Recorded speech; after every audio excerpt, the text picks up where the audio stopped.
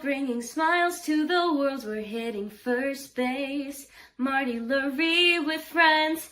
Home run, you know the ways and the trends of stories, all with the match of the block. It's Marty and friends.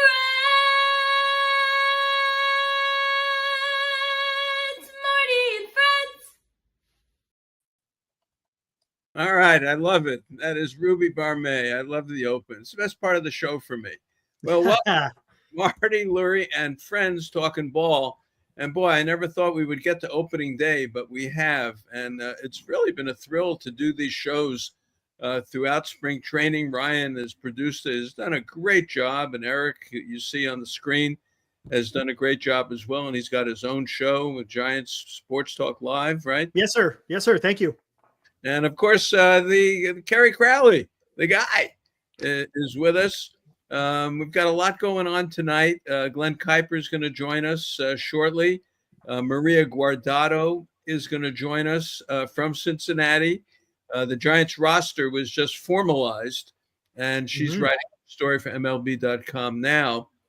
And so we've got that going on. Grant McCray was supposed to be with us, but he's part of the story is that he got sent out to AAA last night. So he texted me last night and said, look, would you mind if we rescheduled it? I said, absolutely not. You know, we're happy to do it. We can do whatever makes it comfortable for you. Don't even worry about it. So we'll get Grant McCray on at another time. But we're ready for baseball. And Kerry, we haven't had you on for a while, but, you know, obviously you do the show in KBR and so do I. Your feelings about spring training. You know, you've been a San Franciscan for many, many years, and you've seen a lot of ball. What do you think? Well, I think it's really interesting. And I think the Giants fans, Marty, have reason to be excited about where this team is headed. And you never want to get too caught up in spring training results. And you never want to read into a 21-6 record and say, oh, this team's destined for 100 wins. But there was a real competitive spirit that I think emanated from the Giants during spring training. And we really got the chance to see that Buster Posey has his imprint on this team. And if you remember, Buster Posey's signature, I guess, kind of characteristics as a player were intensity, preparation, and getting the little things right. And the way that I look at the way that the Giants approach spring training were intensity, preparation, and getting the little things right. And so it doesn't come as any surprise to me that this team fared incredibly well during spring training because they took it very seriously. And it doesn't come as any surprise to me that they went with the best spring training performers on this roster, rewarding, say, a Christian Koss or a Randy Rodriguez and a Spencer Bivens over a Sean Jelly in the bullpen, because they want results to matter. They want details to matter. And so I think that that's really cool. And it speaks to the vision that Buster Posey has laid out for this organization. Yeah, I think there's definitely a vibe. And the way they put this roster together, it has a stamp of Buster Posey baseball on it. Glenn Kuiper joins us. Hey, I like the hat, man. What is it? What is that? The Matthews guy, right? He got all the clothes and the hats, right? I don't know. I'm getting old, Marty. It looked nice. I needed a blue hat, so All right. Yeah. All right. Well, it's How good are to you have guys? Kerry, good to see you, buddy. How are you? Good to see you too. Eric, what's going on? Hey, how's it going, Glenn? Good to see you again. Sorry, I'm a little late. I was trying to get my shot lined up, and yeah. So. All right. Well, hey, we made it through spring training. The Giants had the best record in baseball, and now it all starts tomorrow in Cincinnati, and it's a great pitching matchup. You know, we got Logan Webb and Hunter Green, and we'll talk about that during the show tonight. But Glenn, let's start with you talking about this roster construction, because Christian Koss is on this roster. Yeah, how about that, huh? Yeah, Wisely was sent out, and that was one shock for me. McCray being sent out, it was not a shock, but Schmidt being here is interesting. And the kid, Christian Koss, what do you know about him? What should we expect, and why is he here? Well, as spring training went on, and Marty, you and I talked a lot down there, but as it went on, you started hearing his name come up from the coaches more and more. And when that happens, those guys sit in meetings after every game, and at the end of each spring training day, and there's a lot of different coaches down there, and they just go over the roster. What did they see? And from what I was told, his name just kept coming up. It kept coming up, and to the point where, in the last, week to 10 days, there was people pushing for him to be on the roster. Not necessarily because of what other guys weren't doing, but what he was doing. There's a little energy with the way he plays. FP and I were talking at the ballpark the other day, and he said he reminds me of a little bit of a taller Robbie Thompson. Plays that way, plays just good solid game, and he's really good defensively, and I think that helped him a lot. So I think that's exciting, and I think too, guys. I think there's a little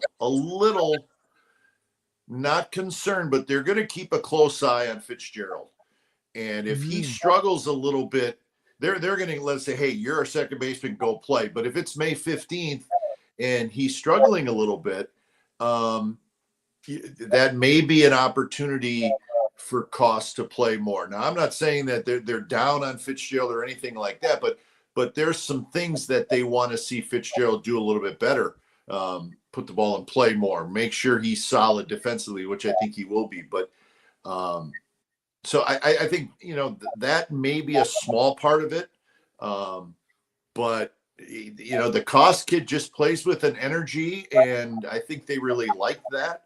And now at this point, I'm probably more surprised that Wisely didn't make it over Schmidt than Koss made it. I think the last week or so, Koss was not locked in, but he became a favorite to make the team. And, we all thought because Wisely bats left-handed that he was going to make it. But again, they must have liked what they saw from Schmidt. So those were the two things that sort of jumped out.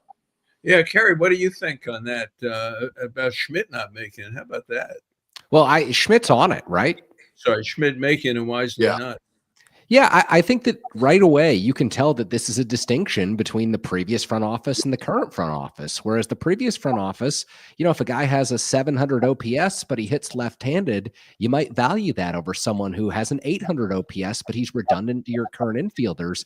Whereas I think, Buster Posey and Zach Manassian, they let the play on the field during spring training dictate this. Glenn just laid out all the reasons why Christian Koss helped his case during spring training. Casey Schmidt helped his case during spring training. Those guys each hit over 300. They did everything that was asked of them, the improvements that they were asked to make, shifting around the diamond and showing their defensive versatility at different positions. That's really valuable to the Giants. And I think that at the end of the spring, there was no denying that both of those players were ahead of Brett Wisely at the plate and in the field. And the Giants weren't just going to keep Wisely on the roster because Wisely would be better against a right-handed pitcher. They decided, you know what? We care about the guys who are going to make us better overall on an everyday basis. Eric, where are you on this? Were you I was surprised, but I tell you what, I love what Kerry just said, because this is something I've been saying a lot too. It seems like it's platoon be damned, right? Let's just let the play on the field dictate on whether or not the guy should play, whether or not he bats left or he bats right. And I love seeing that, and I thought the same thing. They're probably going to pick Wisely because he hits from the left. But Schmidt, as Kerry said, Schmidt and Koss, man, they both were playing, if you want to say, out of their minds during spring training. They earned their spot. And I love to see that. And that's something that is telltale of Buster Posey. Let the play on the field dictate whether or not these guys should be able to make the squad. And I love it. And again, it doesn't matter on how you hit. If you're out there getting it done, hey, you got a spot on the team. Granted, Wisely's still going to be in Sacramento, so if there's an issue, they're going to be able to call him up. So, yeah, I love it. I like the move. It surprised me because I didn't think they would do that. But, yeah, I absolutely love seeing the best guys being fielded on the team. Yeah, and I think we saw that with the left-handed relief thing too, right? Everybody's always like, well, you really should have two left-handed relievers. I never bought into that. It's like if you have two really, really good lefties, yeah, of course. Mm-hmm. But to keep a lefty just because you think, well, because the left on left, he's going to have a better chance to get a left-handed hitter out, maybe earlier maybe in the middle innings, when maybe you have a right-handed pitcher who's just as good against left-handed pitching and a right-handed pitcher who's better than against a right-handed hitter. Like, let's say, maybe in this case, we're talking about maybe Randy Rodriguez. Maybe he's fine against left-handed hitters and he's really nasty against right-handed hitters. Well, would you rather have that guy than just a lefty who you think is going to be a better matchup for you against a left-handed hitter? So I think what Eric is saying and what Kerry's saying, that kind of fits a little bit into that, hey, let's take the best guy, not necessarily putting so much stock into a matchup, right? Yes. And so that is different. That's a different look from this group, Buster and Zach, as opposed to what was there before. There's no question about it. Mm-hmm. Because I don't like it, because I think when you don't have that second lefty, the other manager never has to make a move. Mm-hmm. See, if you have that second lefty, you force the manager to make a move perhaps earlier than he wants to make a move. I like having that second left. Look, I like having three of them. Yeah, but is that, how good is that second lefty? Right. I think that's the question. Is he better than the right-handers you have that you feel like these guys can get out of a jam in the 5th or 6th inning? That's why they kept Lou Trevino, because when he was with the A's and he was good, he was able to come in the middle of innings and get out of jams. So I mean, I just think second lefty is great if he's really good. If he's just there because he's a second lefty, then I don't think that's enough to keep a guy over maybe a righty who you think has better stuff. Yeah. Marty, one of the interesting distinctions this season for the Giants with no second lefty is historically Tyler Rogers has been better against lefties than he has against righties. So he could be the guy who gets those players out in the 8th inning. But last year he was awful against lefties. And so you look at the first 5 years of his career and you say, wow, he shut them down. They have a OPS under 650 against him. But you look at last year and lefties tore him up. So which version of Tyler Rogers are they getting? That could dictate whether or not they decide, hey, Joey Lucchesi, 3 weeks in, you're on the 40-man right now. It's just the way the flow of the game. And like you guys say, let's talk about it a little bit, because the bullpen is composed with only one long guy. And that's the guy who I thought should have been the starting pitcher. You're right. And look, Roop deserved it. I mean, Roop did everything. We had him on the show, and he's the eye of the tiger kind of guy, and he's a tough kid, and he did everything in spring training to get the job. But I just think that Birdsong is got the powerful arm, and if he's going to piggyback Roop, if that's the deal that he's going to piggyback. Well, if Roop goes 4 2/3 and Birdsong gets in trouble after an inning and a third, then he's out. So what are you doing with Birdsong? You're making him an inning and a third guy? Well, I mean, but I don't know that I agree with you there, Marty, when you say there's only one long guy. You have Spencer Bivens. I mean, Spencer Bivens is a long guy. I mean, he is. So you really, to me, I think you got 2 long guys, and I think those guys, when Hicks pitches, I'm more worried about Hicks going short in a game than I am about Roop. And Hicks has got great stuff, and he looked pretty good in the latter part of spring training, but he hasn't shown yet that he's going to go 6-7 innings. So, I mean, I think they have 2 long guys, and I think they rewarded Birdsong. And Bob said this and Buster said this. One thing they wanted to do, if it worked, was reward guys who had good spring trainings. Okay. And I think they felt like Birdsong was great. And they wanted to reward him a little bit. And they got so dang much depth. And this is something we'll talk about too later. They got so much depth in AAA now with starting pitchers that I think they're fine. But I mean, I feel like they really do have 2 long guys, because Bivens can go 2, Bivens can go 4, Bivens could start. So I don't know. I feel like they got it. They got that covered if your scenario that you pointed out, Marty, which is just a little bit of a worst case scenario, if your long guy gets knocked around, well, now it's the 5th inning and you've used your long guy. Well, then you bring Bivens in. And, so I think all these things are how they look at it, just how we're looking at it. But, I see 2 long guys. I see innings for Birdsong. Mm-hmm. I want innings. Guys, he needs innings. Oh, absolutely.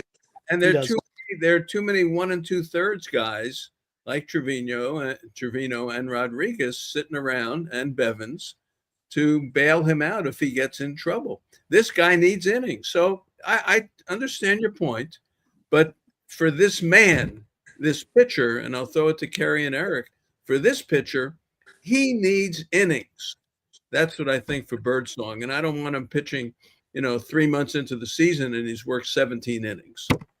The other issue, though, is if you're 3 months in the season and Hayden Birdsong did exactly what Jordan Hicks did last year, and he's 100 innings into his season, because Hayden Birdsong was a college reliever. He was a reliever when he came out in the minors, and they're going to be very careful in stretching him out because he's got a special arm. And so I'd like to see Birdsong the first few weeks of the season, maybe even the first 2 months of the season, go 2 to 3 innings per outing. And then in June, you're stretching him out to 4 innings. Maybe he's starting. Maybe he spends 2 weeks at Sacramento, really stretching out to 80, 85, 90 pitches. And then by August and September, once you know what your rotation is going to look like, I have a feeling Hayden Birdsong is going to be one of the 5 best starting pitchers for the San Francisco Giants by the month of August. It's just how can they get him there to be one of the 5 best? And I don't think you do that by sending him down to AAA and having him log 6 innings against the Aviators. I think you have him go 2 to 3 innings against the Astros and go from there.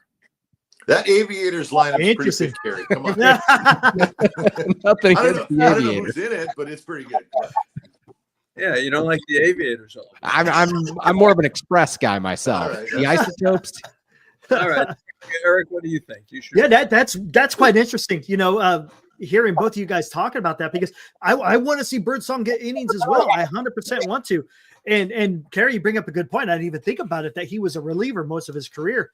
Now I do know he was getting stretched out a little bit, right, in AAA before he came up last year. Is it enough to last for a season? That's the question mark. And you know what? Maybe they're going to need Birdsong. Kerry talks about this maybe later in the summer. We don't know where Hicks is going to be.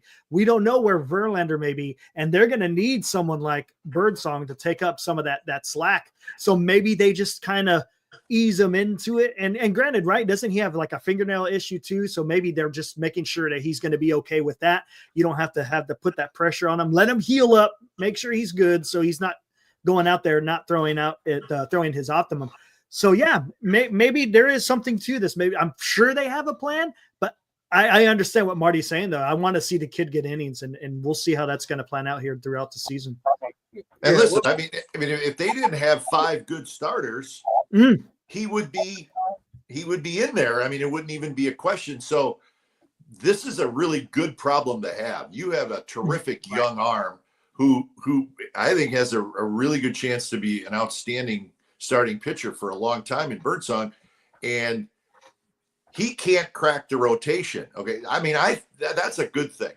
But and I do agree with you guys.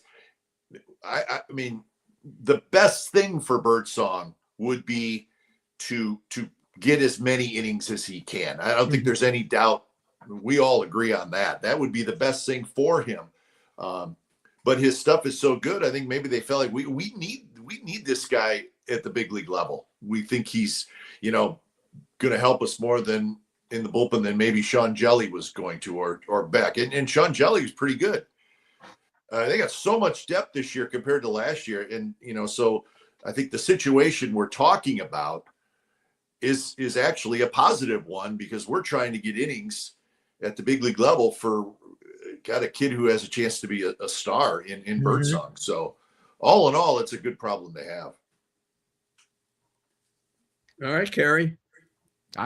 I can't disagree with any of that. I do think, look, we talk about, Bivens in a long relief role right now, fully understanding that if Bivens has to throw 60 pitches, next Wednesday against the Astros. If the Giants are just so down bad that Bivens is throwing 60 pitches, when they come back to Oracle Park next Friday, Sean Jelly's in that clubhouse. Spencer Bivens is down at AAA Sacramento.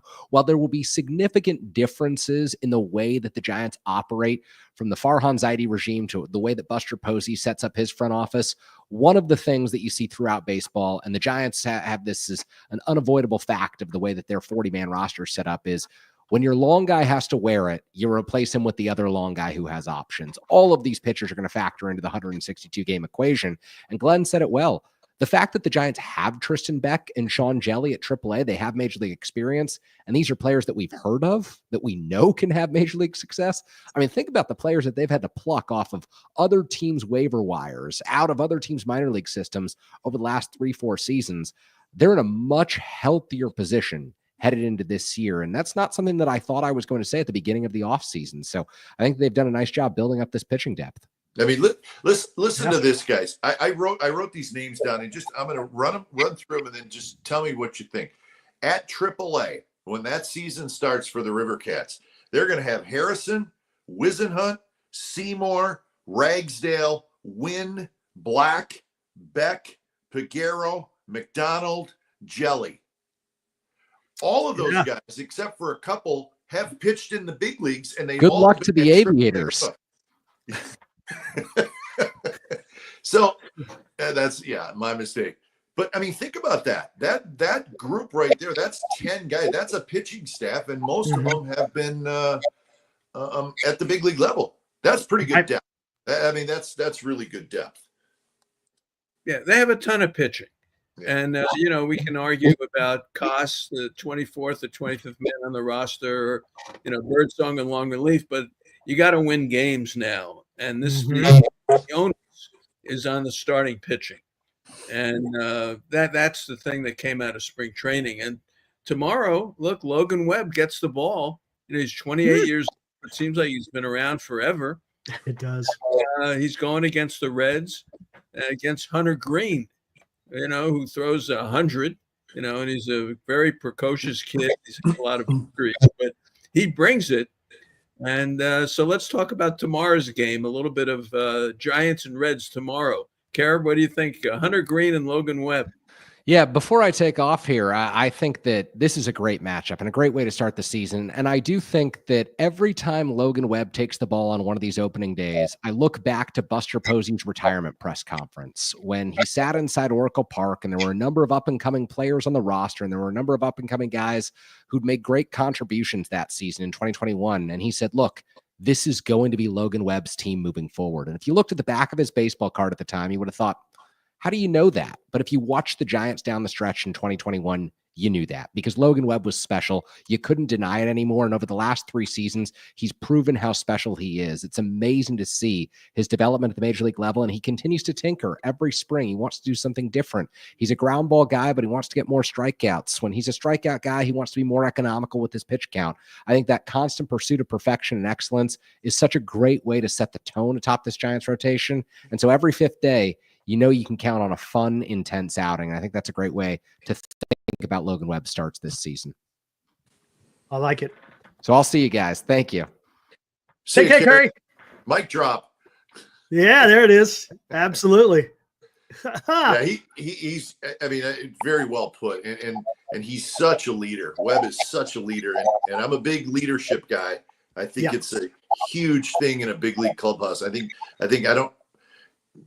a lot of people overlook it, and that's why I've been such a fan of Chapman and Adames signing and Webb, because Webb is in charge of the pitching staff, and he takes it seriously, and he wants to do it, and he knows how to be a leader. I'm not talking about what he does on the mound. I'm talking about day-to-day clubhouse dugout stuff, and he knows how to be a leader, and he's terrific at it. And I think he's a huge deal to have on the Giants. I'm a big Logan Webb guy. Glenn, this team hit 47 home runs or something in spring training. I think they led the major leagues. Is this what we should expect this year? Because I'm looking at the outfield and I'm saying, all right, I love Ramos, and he had a big game last night and the night before. He's a player. Then you get Ian center, and I still am not exactly sure what a whole season of Lee would look like. And you get Yaz and maybe Matos and Wright. What about the Giants outfield? Well, I mean, Ramos. I'm going to watch Ramos close this year because what you need is I mean, he's a really nice player. I mean, the All-Star team last year.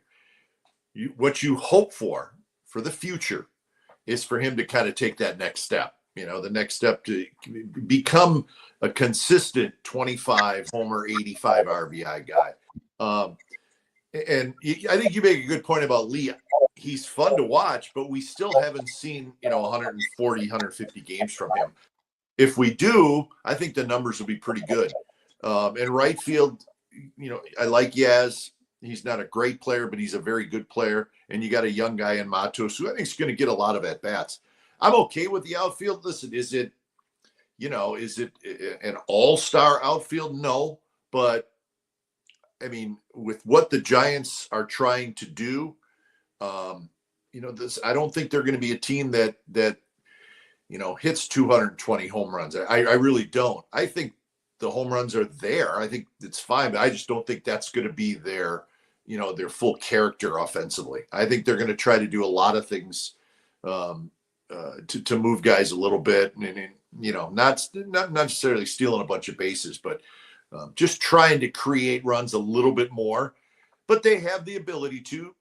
There will be times where the home run comes into play. I just don't think it's going to be their trademark offensively.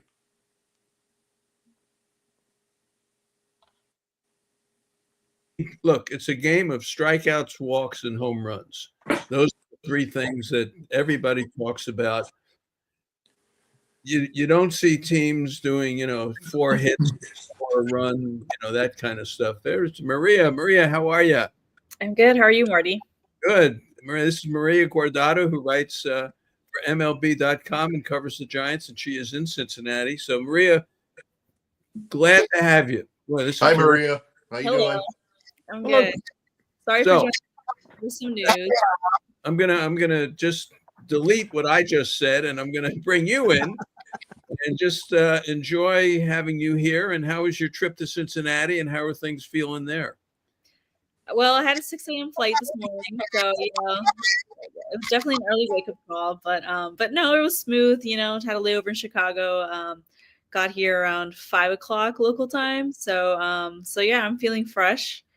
Once I get a good night's sleep, I'll feel even fresher. But no, it was pretty smooth, and it seems like the weather's looking pretty okay for tomorrow at least. So yeah, it should be a good day for baseball. All right. We're talking a lot about the roster that was formalized, and of course, you've written about it for MLB.com.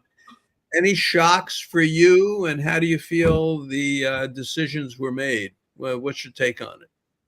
Yeah, I think for me the biggest surprise was just not seeing that Brett Wisely wasn't on the roster. I mean, it seemed like he was, for me, it felt like he was kind of a sure thing, just because I mean they have very few left-handed bats, and I think as it looks right now against the right, when they are facing a right-handed starter, I mean they're not going to have any left-handed bats off the bench, which is very, very different considering how many matchups they used under the previous regime and things like that.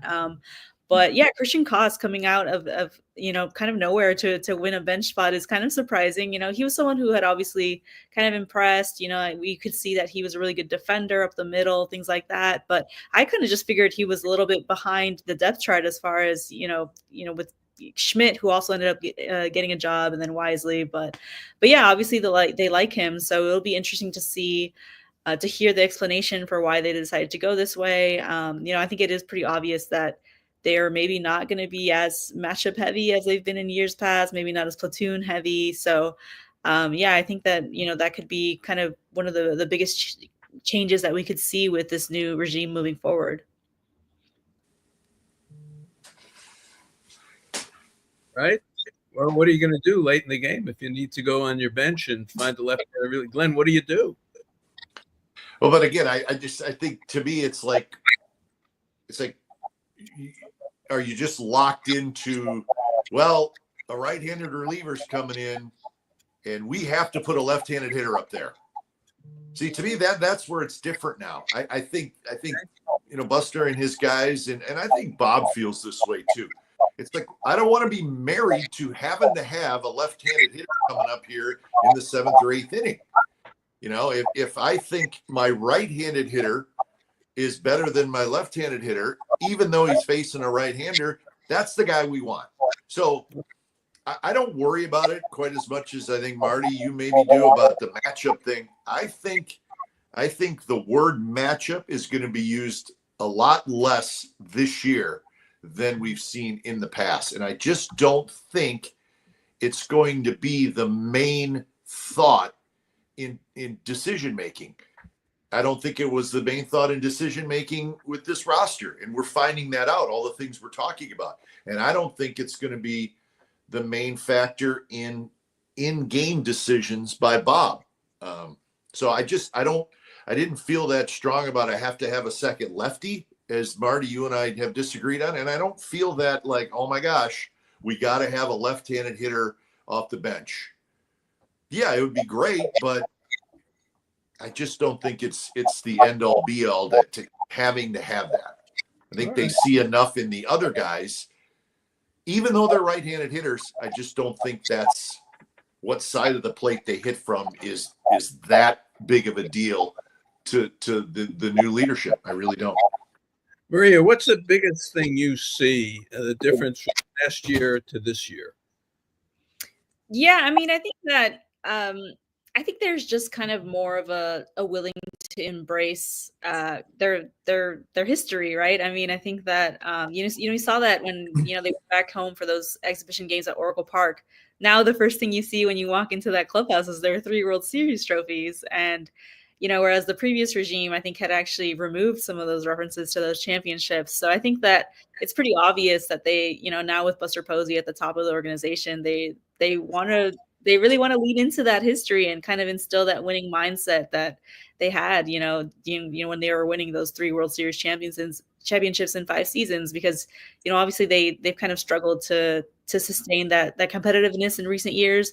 But I think that the bar is definitely going to be raised now that Buster is back leading the organization. And I think that there is just kind of a willingness to embrace their roots, but from that, and then also just to the, who you saw kind of be invited back this spring and kind of brought back as a guest instructor, whether it be someone like, Pablo Sandoval, Joe Panic, Ryan Vogelsong, all those guys. It just seems like there's more of an, like kind of an appreciation for the history, whereas maybe the previous regime was a little, wasn't as on the same page, I guess, in that respect. So I guess that's kind of the biggest change that I think I've seen. All right. Well, here's the next question. I think we've covered Koss and Bevins and, everything else that is the end of the roster and the way they're going to play. And Glenn laid it out very carefully. And I said what I had to say about it. We'll see how the games go. But how good can this team be? I mean, honestly, it's been a lot of fun watching them. That left side of the infield is fun. They hit a ton of home runs. And before you came on, I was starting to talk about they can't hit that many home runs. It's impossible. But they go first to third. They do like to steal bases. How good can they be? Now, I go to ESPN and I look at, all the predictions of this one and that one. Giants get nothing. 0. They get no votes for anything. Come on, we know what it takes to win. They have the elements to win here. So how good can they be? And Eric, let's start with you. And this is something that I absolutely loved when I was watching spring training. We were talking about the home run, and I don't think that's going to be, as Glenn was talking about, I don't think it's going to be the hallmark. I think the key is going to be, especially in 1-1 games, are you going to get those timely hits? Are you going to be able to move the runner over? Can you get a hit with a runner in scoring position? I think that's what we're going to see with the San Francisco Giants. As far as the offensive side, I think you're going to see them run more because you've seen it here in the spring.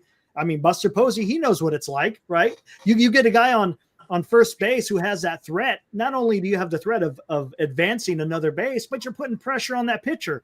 So maybe he makes a mistake to the hitter that he's pitching to. So I think that the Giants are gonna be a little bit more dynamic than they have been. It's not going to be, okay, swing with everything you got. If it goes over the fence, great. If you take a walk, okay. If you strike out, all right, no problem. I think it's going to just be a little bit. I think we're going to get back to the basics, so to speak, more fundamental baseball, and I think it's going to be exciting. I'm looking forward to see how this is going to turn out once the season gets on its way. But I will tell you this: they have 120 4-3 games. Dwayne Kuiper is going to need a chauffeur to drive him home. That'll probably be me, probably. People go nuts. If they have 120 4-3 games, it'll drive them crazy. And that's kind of what it's setting up for. But let's think about that for a second. And I want to get Maria's thought and Glenn's thought on how good this team can be right after this. Hello again, Marty Lurie here to talk about my good friends at Georgie Brothers, the largest family-owned furniture store in the entire Bay Area. Right now and good through March 17th, you can save hundreds of dollars on my favorite line of furniture, Stressless. I own Stressless furniture, and I can tell you it's the most comfortable place to sit in my home. Visit them at GeorgieBrothers.com. That's GIORGIBROS.com. And remember, tell them that Marty sent you. Gene Guardado checked in from the Tides up in Bodega Bay, and he said while the crab season hasn't produced great quantities, the crabs that have been delivered have been excellent. Down at the wharf, fresh crab is readily available for guests to enjoy, either in the restaurant or in the fish market to take home, along with all of the other varieties of seafood delicacies. And across the highway up at the inn, large, comfortable rooms are readily available at winter rates for those who want to get away but don't want to deal with 8 hours driving up to Tahoe. So if you're looking to get away for the day or a weekend, remember the Tides Wharf and the Inn at the Tides in beautiful Bodega Bay. All right. Good to have everyone back. Maria Guardado with us, MLB.com. Of course, Glenn Kuiper, Eric, and me. So we're talking some baseball. All right. Maria, how good can this team be?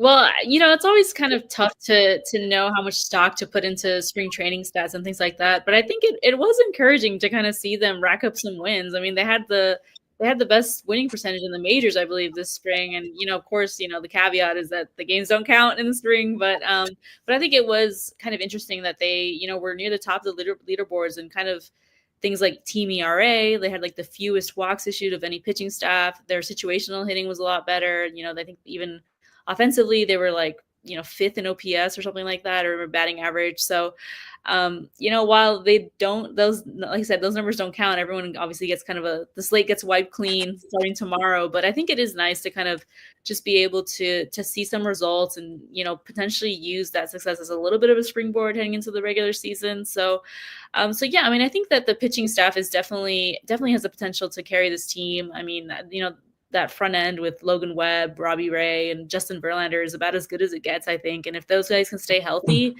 I think that that rotation can really stack up with any other, staff in the league.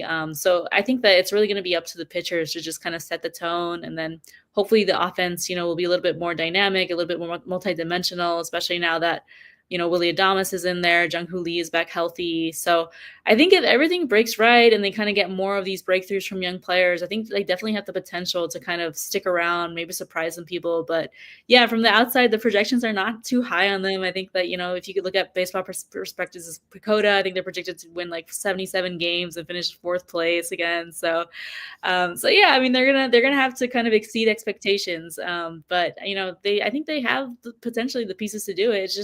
It's just kind of tough because their division is obviously stacked. So that's kind of where the path might be more of a wild card, ish if they want to get back to the playoffs, realistically. So we'll see what happens. Mm-hmm. All right, Mr. Longman, it's up to you. Yeah, I know. I got a lot of thoughts in my head right now for you guys. But listen, I think the Giants went into spring training this year, and Maria's right. The record was very good, but the record you can't really do much with that. But I think they went into spring training with a list of things. Let's work on these things and be better at them than we were last year. Situational hitting. Let's work on that. And they did. They worked hard on it. And it showed in spring training. Now, does it carry over? We're going to find out starting tomorrow. But they were better at situational hitting in spring training than they were last year.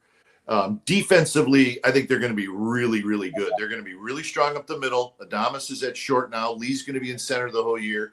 You got Bailey. Their defense has a chance to be terrific. Okay.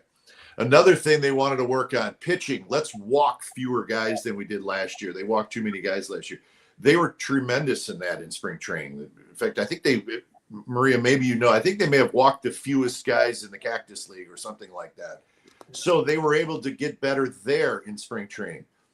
And they wanted to add pitching depth because last year, remember, there were times when they had 2 starters. Come on, who has 2 starters? Well, they got plenty of pitching depth. So I think they went in to spring training. Let's work on those things. And they did improve in spring training. Now we'll see if it carries over. And you guys were talking about the 1-run losses. And I look back, I found this incredibly interesting. Giants lost 82 games last year. 24 of those were by 1 run. 21 of them were by 2 runs. Well, that's 45 out of your 82 losses, 55% by 2 runs or less. Now, I truly believe if you're a little bit better in those areas that I mentioned that you worked on in spring training, I think that's 7 to 10 wins. I do. 24 1-run losses, 21 2-run losses. If you just execute a little bit better, you're going to win some of those games. So now if you get to 87, 88, 89, 90 wins, you got a shot to be in the postseason.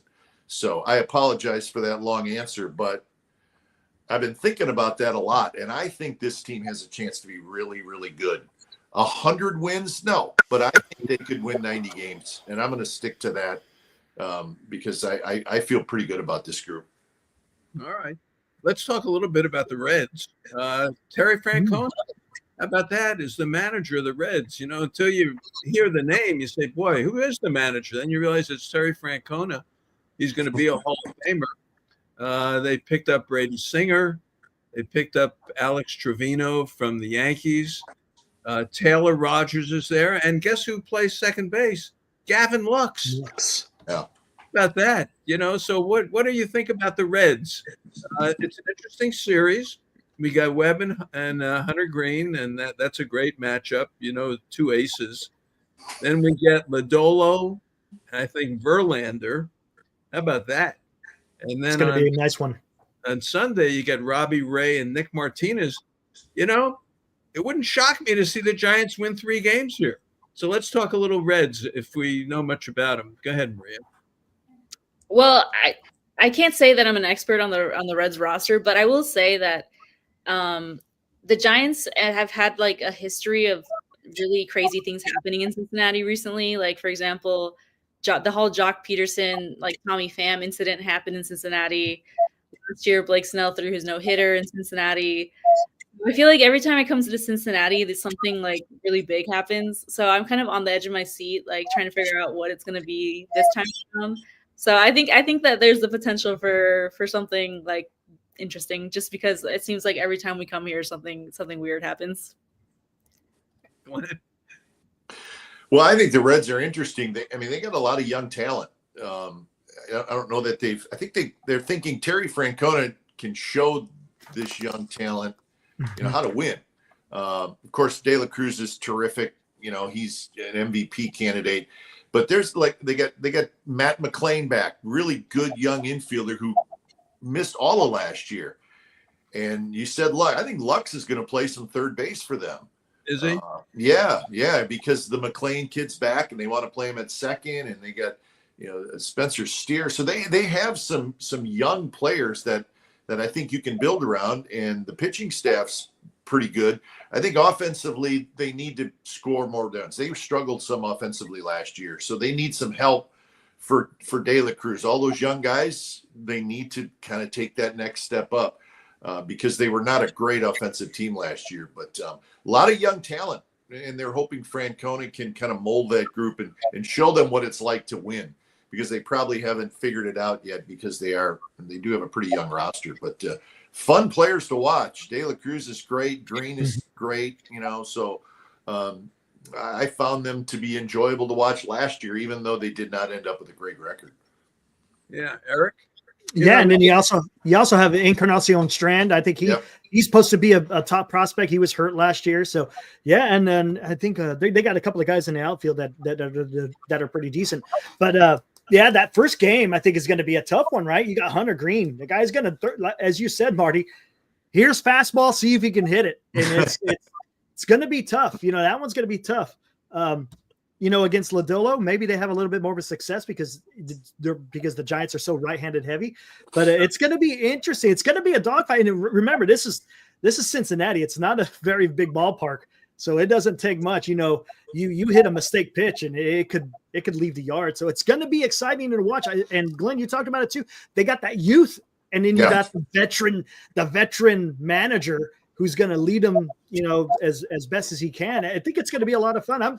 Cincinnati's going to be a fun team to watch just because of the youth that they have. I just can't wait to see Verlander pitch in a regular season. I saw almost all his games. Maria, I'm sure you did as well, in Arizona. And every time the guy went out there, he just commanded the mound. He walked like a Hall of Famer. You know that. The guy that no one talks about, really, who may be the best on the staff, is Robbie Ray. I mean, we saw him against the Tigers on Monday, and I don't know, Glenn, didn't he have like 8 strikeouts on it? Yeah, he's looked great. I mean, Maria's seen all of his starts. I've seen some of them, and he's looked terrific in every one. Now he's got a new pitch, and we've heard a lot about that. But I mean, I agree. You talk about Webb a lot for good reason. Verlander's a Hall of Famer, but I think the Ray thing is a big deal. If he's as good as he looks, I mean that's a 15-game winner right there. And think about that from your third guy. So right. I'm with you guys. I think the Ray thing is a big deal. If he's good, they got a shot to be really good. Yeah. I mean, look, they can win this, sweep the series. Maybe I'm crazy. I guess I'm drinking the Kool-Aid from spring training after watching. You got to score runs. I'm going to get back to that. I love the way they play.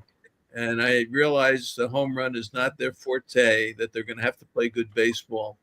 And if these are like the Tiger series, I mean, if they're 2-1, 4-3 all the time, boy, that's a tough way to go. But I think this pitching staff, and we have Maria, I'm going to take a break, but I want you to talk about the Birdsong Roop decision and how you feel about that. But we haven't even talked about, after those 3, here come Hicks and Roop, against Framber, Valdez, and who knows what for Houston. And, that's a different team now. So this could be an interesting road trip, but I want to get your thoughts on the pitching when we come back right after this.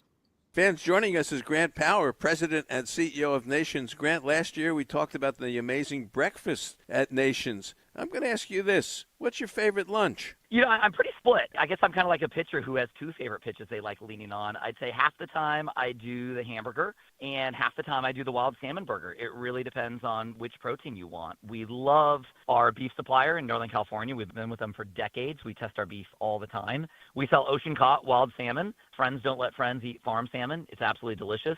To mix it up, I guess it's like a pitcher who has a 2-seamer and a 4-seamer, or maybe a 4-seamer and a cutter.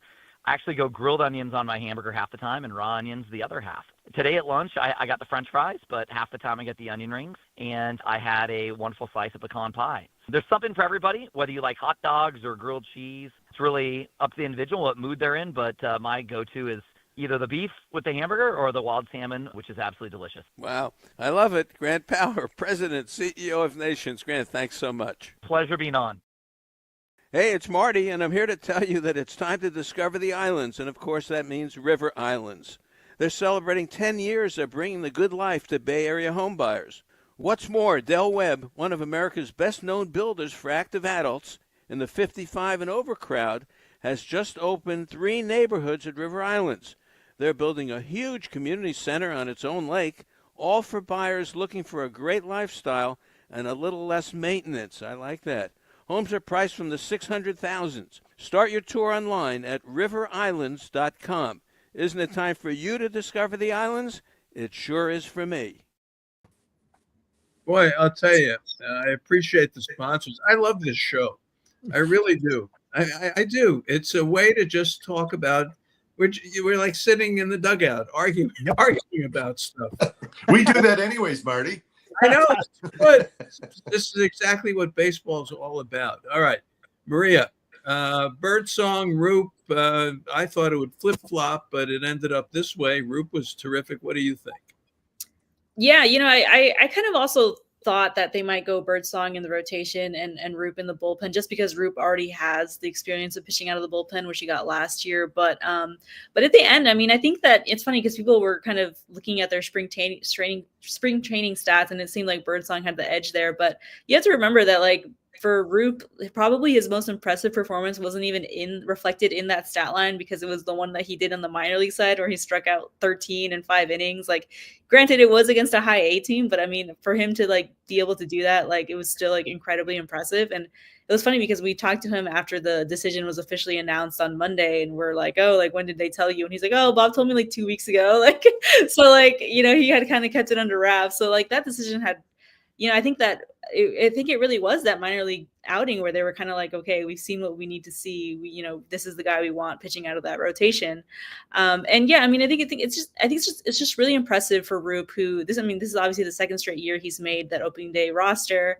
I think that it's kind of cool for him now that he's finally getting the opportunity to start and join that rotation, because he did have to beat out Birdsong, he did have to beat out Kyle Harrison. And I think it just speaks to what, how high the Giants are on him. He's a guy who was obviously known for his curveball, but he also has a sinker and a changeup. He's working on a cutter, so he's not just like a one-trick pony anymore. And I think that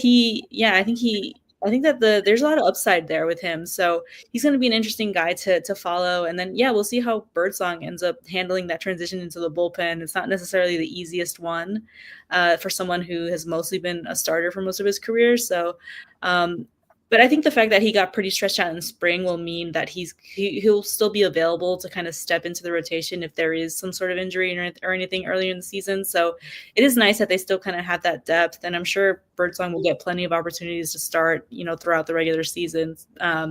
So I think that's kind of how those decisions ended up coming together. Were you shocked or surprised that Bevins got that other long man job and not Sean Jelly? A little bit, yeah. I mean, I just figured that, Jelly maybe had a little bit more of like incumbent status just because he was on the roster for the entire season last year. But yeah, Bivens, to his credit, really came out and performed this spring. And I mean, it's just an incredible story. I mean, it was amazing that he, ended up reaching the majors last year, let alone like staying and performing well. And then to be able to come back this spring and come out and win a job. I mean, it's just an incredible story for him. So yeah, I mean, I think that, Sean Jelly is, again, probably still going to, be part of that relief mix throughout the year. But, now it's looking like Bivens will kind of be that guy who will be available to take down, multi innings and things like that out of the bullpen. But yeah, it just kind of speaks again to just the pitching depth that this team has. Even if they do have some injuries, I think they do have some pretty solid options who can very easily come in and plug those holes. So I think it's a pretty good sign for the organization, just that they have a lot of talented arms vying for those spots. If they hit, 85 is reasonable. If they hit. I really believe. I think the defense is good, and I think the pitching is, if they stay healthy, there's a couple of ifs. But one thing we haven't talked about, Glenn, you weren't with us last week. Who leads this team in home runs when it's all said and done? Who do you think? Boy. I'm going to say, you know what? I'm going to say Matt Chapman gets to 30. That's my call. And Adames, they'll kind of have fun with it going back and forth. I'm going to say Chapman with 30 right on the button. And we get our first 30 home run hitter since who knows when, since Bonds. So I'm saying 90 wins and Matt Chapman 30 home runs, and I'm sticking. All right. Normally I would say you're crazy, but it's not. You've said that before. It's true. We've watched baseball. I've watched it for many, many years. You have, Maria. We all have. And kind of the elements are there. So it leads me to this question. Now, wins are sort of funny because pitchers come out early and then the bullpen comes in. But who leads this team in wins? What pitcher? What do you think? Robbie Ray. Mm. Hey, we know you're the Ray guy. I'm a fan. I think he's going to be really good. I do. Started. Okay, how many for Robbie Ray? 15. Okay. Wow. All right. Wow. Put me on the spot, Marty. Yeah. Good. I think it'll be Ray too. Yeah. Yeah. All right. All right. I think it's going to be Verlander. Verlander. And I think Verlander. he'll win 14. Okay. I just think the way they're going to handle him, they're not going to pull him out the third time through. And I think he could be good enough if the arm, what I saw in the arm, and with this bullpen behind him, give him a lead, he's not going to cough it up. He doesn't look like the guy who'll cough it up. So I'm going to go for another 14. All right.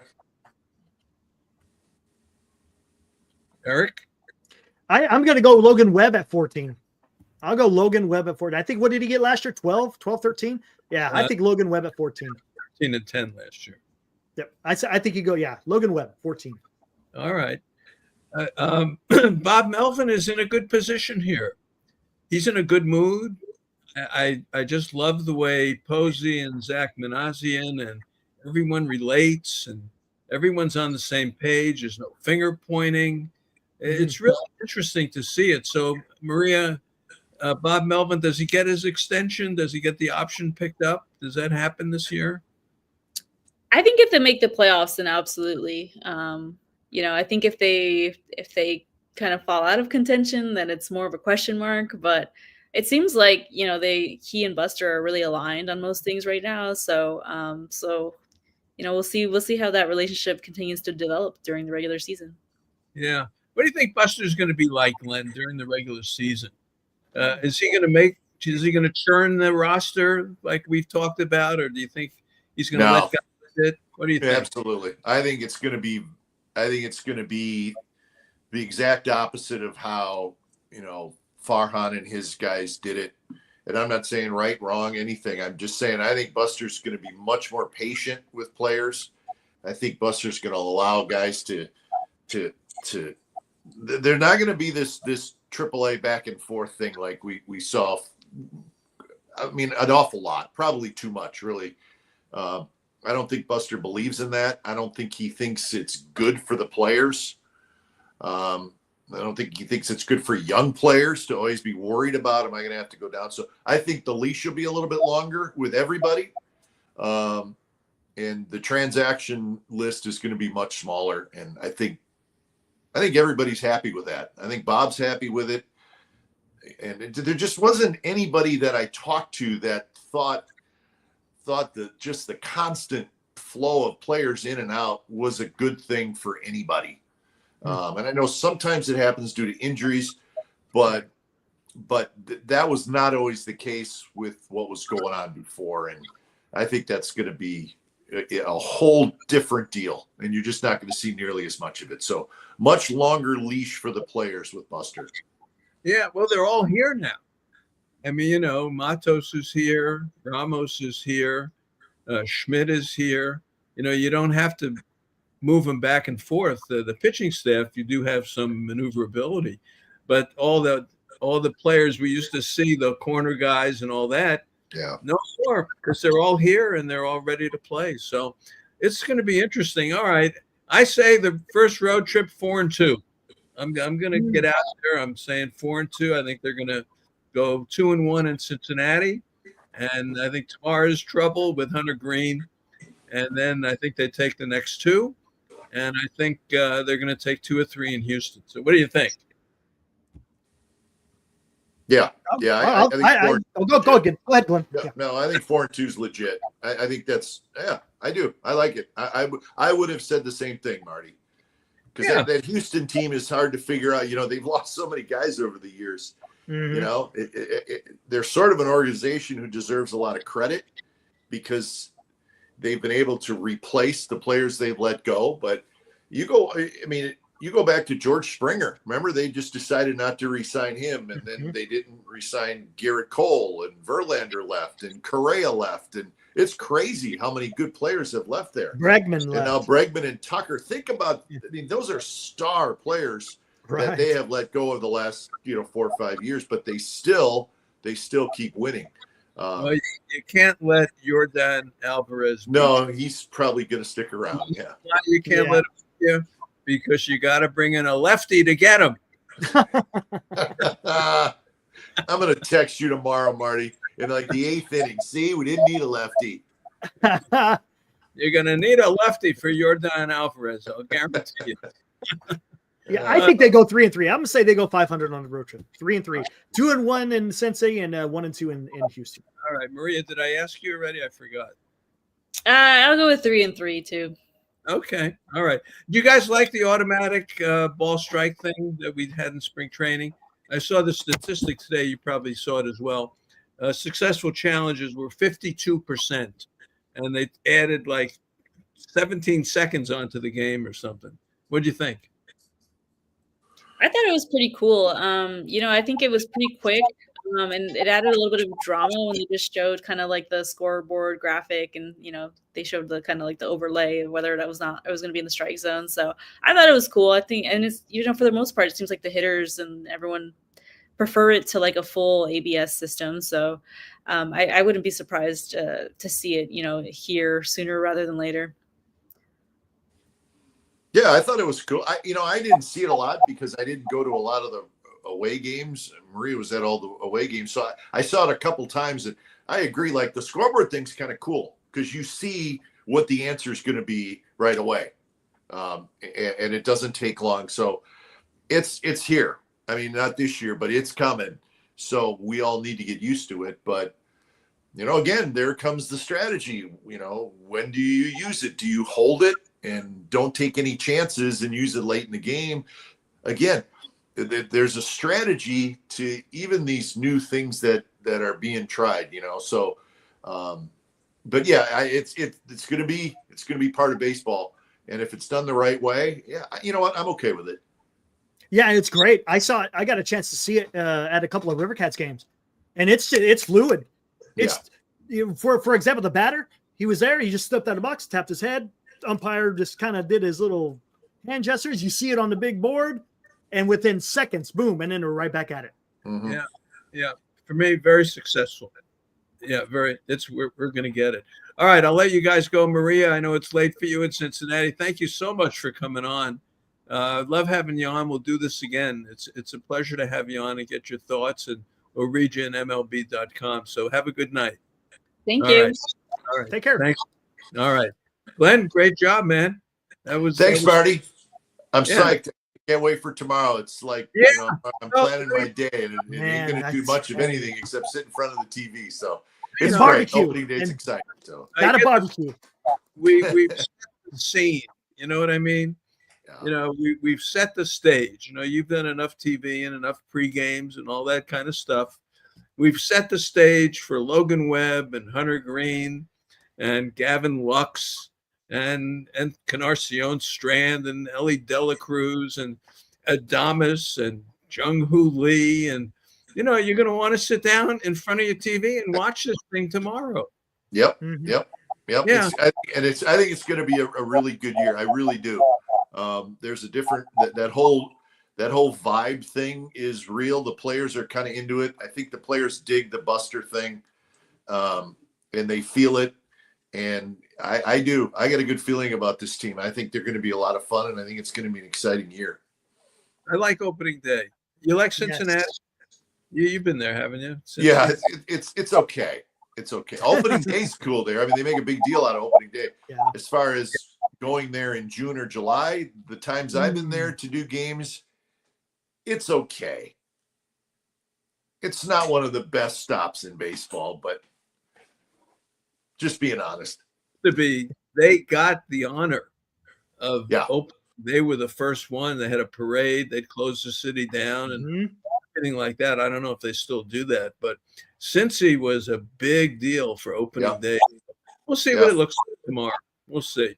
All right. Well, I'll let you go, and I appreciate it. Thanks, and we'll talk to you next week. All right. Thanks, Marty. See you, Aaron. Take care, Glenn. Take care. Good. All right.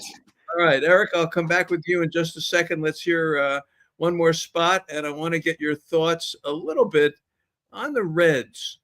Okay. Yeah, they haven't been in a playoff in a long won a playoff in years. World Series, you got to go back to Jose Rijo, Whew. 1990. 90. Yeah. That's a long time. But you think of Cincinnati Reds. So we'll take one more break and come back with Eric right after this. It's been a pleasure working with Rick Robin this year. Rick Robin, ROBBEN, NapaConstruction.com. Rick, the last time you were on with us, you told us about kitchen and bath remodeling, but there's a lot more going on up in your area. Yes, there is. ADUs, auxiliary dwelling units, which are known as granny units. We can do your existing garage, attached garage, even building a new unit in the back. And so what we do is come out, bring our architect out there. Such a great thing. No sewer hookup fees, no water hookup fees. So that's what we do. Rick, how does one start the process with you? How does one get in touch with you? Oh, you call Tammy, 707-332-7575, 7 days a week. Rick Robin, ConstructionNapa.com. Rick, the thing I like about this, no problem for me. You come out with the plans, the permits, everything is in-house, no fees, and you get a new unit that you can rent out and get money back on your investment right away. I like it, Rick. Thanks, Marty. Love talking to you. Rick Robin, ConstructionNapa.com. All right. And, of course, Original Joe's is part of our sponsors as well. And we've got our Mardi Gras coming up April 3rd. It's hopelessly sold out. I hope this is going to be something. Wow. On April the 3rd. Believe me, this is going to be something. All right. What do you think? Man, yeah, the Cincinnati Reds.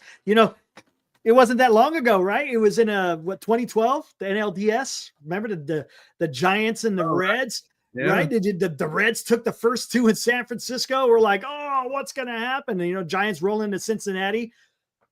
Pence gives the speech, or I should say the sermon, right? And then the rest is her history. But yeah, and then it's a young team, and I kind of talked about it earlier. So it's going to be fun to see how these guys play with a veteran manager in Terry Francona. Yeah, and as I said, they got some new people. There's some baseball notes that I made a note of that I wanted to talk about tonight. One is for the Astros. This kid Cam Smith. Oh yeah, that kid came over from the Cubs in the Kyle Tucker trade. He's made the team. He's going to play the outfield. He's 22. He only had 32 games in the minor leagues. That's it. No. And he's from Florida State. Yeah, Florida State. He's going to play right field. So to tell him that he had made the team, the manager called the whole team together and made this little speech. And then the kid's mother came out and said to Cam Smith, you've made the team. And his mother's wonderful woman and, single mother, took him to all the games and all this kind of stuff. So for Cam Smith, it was a big deal. So we'll get to see him in the Astros series. So that'll be a good human interest story. Austin Hayes, one of the outfielders that the Reds picked up in free agency, is hurt. And he's on the IL, so we will not see him. The White Sox, the win total is the lowest, I think, in years. 53.5. Did you see? There was some news, and I think it was Codify on Twitter. They mentioned it. They've had 6 pitchers since spring training began go under Tommy John. That's incredible. Oh. Yeah, and plus the pitching coach is a giant, isn't it? Ethan Katz, isn't it? I think it might be, right. Isn't that? Yeah, he knows what he's doing. Some big pitchers that we'll watch this year: Sasaki, Corbin Burns, Blake Snell. He goes tomorrow. Max Fried for the Yankees. This Garrett Crochet for the Red Sox. People are talking about the Red Sox winning the division. Red Sox going to have a good team with Garrett Crochet and Bregman and Devers. So. And the ESPN people picked Atlanta, the Cubs, and Dodgers, and the wild cards, Arizona, Mets, and the Phillies. Hmm. And the Giants did not get a vote. Oh, not one vote. Not one vote. San Diego, Atlanta, Milwaukee, Cubs, Pittsburgh even got a vote, and the Reds got a vote. Giants did not get one vote. Wow, that's tough. That's tough. How about that? Unbelievable. Hey, Marty, real quick, how do you think, real quick, since you live there in Arizona, Corbin Burns, you think he's going to have that success there in Arizona as he did in Milwaukee and in Baltimore? Well, he got hit a little bit last year, just a little bit. He's not quite as invincible. But, yeah, I think he'll do great. Arizona's the team to watch. He doesn't get the opening day start. Zach Gallen. I saw that. Is getting that start tomorrow. So the Cubs are there, and Justin Steele pitches again. I saw that. Year. So the Cubs are here for that. But, yeah, I think Corbin Burns is solid, not quite as dramatic as he used to be. But I can't wait for the season. Yes. So many good stories. You get the Mets story. You get the Braves are so banged up, but guys are coming back. The Phillies, how do you ever underestimate the Phillies and, what they can accomplish? Zach Wheeler going tomorrow. Washington probably has the rookie of the year in Dylan Cruz.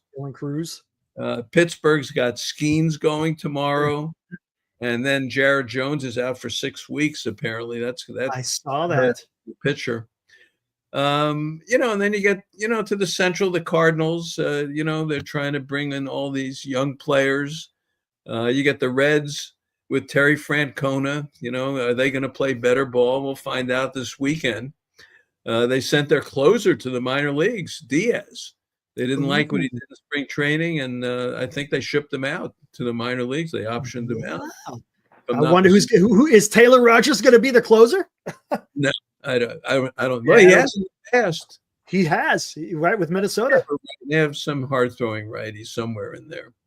And then you get the Cubs story. It's going to be a good story with Kyle Tucker and all that's expected of the Cubs. Milwaukee, they've got the young team. They always have a good bullpen. Delvin Williams is with the Yankees. I mean, they're just stories all over the place. The Padres story. Right. Ooh. Cease is still here. Darvish is hurt. There's new ownership, and within the family, all the squabbles that they had. Arizona's a good young team again. They just signed their closer to like a 5-year deal. They never do that. I know. Come on, and he's only got a year and a half in the big leagues, and they're putting the money in his pocket. They never do that. So Arizona all of a sudden is making some noise. Jock Peterson, where is he playing? Texas? I think he's in Texas. Did you see who they announced as their closer for Texas? No. Luke Jackson is going to be their closer. Come on. I couldn't believe it. I heard about yesterday. We had our show yesterday, and Luke Jackson going to be the closer. That's not good news. No, it's not, especially because the Texas should be decent. They should have recovered from all their injury. Yeah, well, that won't he'll drive Bochy crazy.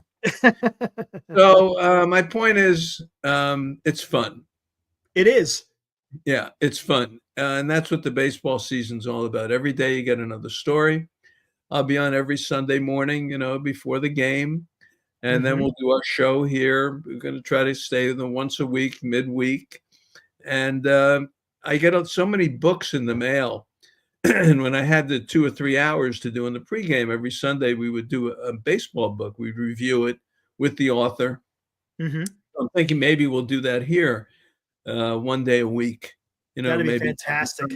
Maybe a couple of times a month, and show the baseball books that are out and get some of the authors on. So I'm looking forward to the season. I am. I can't wait for tomorrow. It's as sad as we are when it ends. That's how excited we are when it starts, because you have no idea where it's going. It's a great story. It's the blank mosaic. It's going to have everything of life in it. Politics, sex, drugs, and rock and roll, as we like to say. And so, Ryan, you want to come on for a second? I don't. I think he's kicked out. We'll see if he comes in. But Okay. before he comes in, real quick, did you get a chance to see the new City Connects for the San Francisco Giants? The black jerseys, The black jerseys, yeah, with the nothing. Doesn't do anything for me. yeah, it doesn't do nothing for me. I like either. the other one, truthfully. Yeah, they were there. I thought they were better. I wasn't a fan, but yeah, I thought they were better than that. But yeah, it does. I don't know if he's going to come on or not. Real quick, we got a donation. Aaron lost $2. Aaron, thank you.